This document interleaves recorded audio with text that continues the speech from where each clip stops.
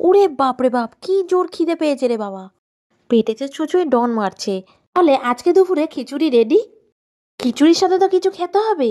10 মিনিটের মধ্যে এই টেস্টি রেসিপিটা বানিয়ে নিই চলুন।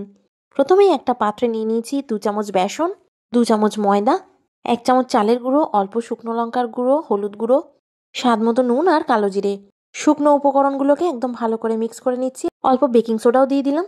আর অল্প অল্প জল দিয়ে একটা মোটা টাইপের ব্যাটার তৈরি করে ফেলুন। ব্যাটার রেডি হয়ে গেল। আর এদিকে বেগুনগুলোকে একদম স্লাইস স্লাইস করে কেটে নিয়েছি লম্বা করে।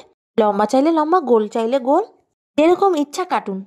এবার একটা করে বেগুনের স্লাইস নিয়ে ব্যাটারের সাথে একদম ভালো করে লটর পটর করে দিয়ে তেলে ছেড়ে দিন।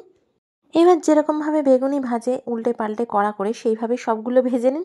দেখবেন কি সুন্দর সুন্দর ফুলকো ফুলকো বেগুনি হয়ে গেছে। ব্যাস বাবা রেডি। আমার তো পেটে ব্যথা করছে খিদের জন্য। এবার খিচুড়ির সাথে নিয়ে বসে পড়ি দুটো, আর বাড়ির লোককেও ডেকে নিন। খেতে দারুণ হয়েছিল মাইরি।